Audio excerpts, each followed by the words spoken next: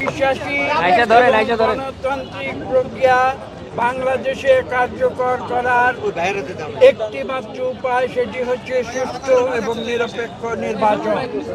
এই সুষ্ঠু এবং নিরপেক্ষ নির্বাচনের মাধ্যমে বাংলাদেশের মানুষের যে ইচ্ছা তার স্পষ্ট প্রতিফলন হতে হবে। বাংলাদেশের মানুষ তারা নির্বাচন করবে, তারা তাদের মতামত দেবে এবং সেই মতামতের মাধ্যমে যারা সংখ্যাগরিষ্ঠ হবে তারা এই দেশ পরিচালনা করবে।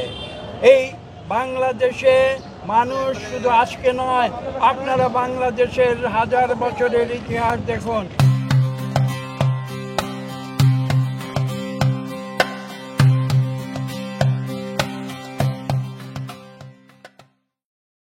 এই বাংলাদেশের মানুষ কখনো জুলুম, অত্যাচার, নির্যাতন সহ্য করে নাই। তারা প্রতিবাদ করেছে এবং তারা স্বাধীনতার জন্য একবার নয় বারবার যুদ্ধ করেছে।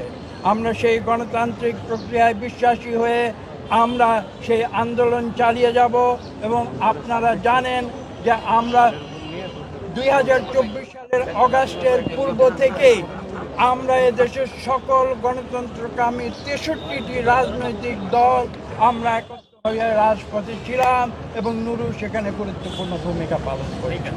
এবং আমরা বিশ্বাস করি আগামীতেও ঠিক একইভাবে আমরা এদেশে গণতন্ত্র ফিরিয়ে আনব এবং এদেশে এই ধরনের, আমি যেটা বলেছি, যে মানুষের কথা বলার স্বাধীনতা থাকবে, যেটা যদি গণ অধিকার, এখানে আমাদের সেক্রেটারি সাহেব আছেন, রাশিদ সাহেব, তিনি আমার সঙ্গে একমত হবেন যে এখানে শান্তিপূর্ণ নিয়মতান্ত্রিক গণতান্ত্রিক রাজনীতিতে প্রত্যেকের মতামত প্রকাশের স্বাধীনতা থাকবে।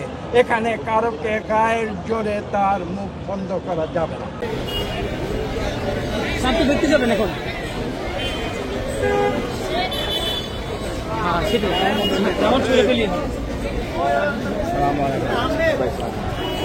ভাই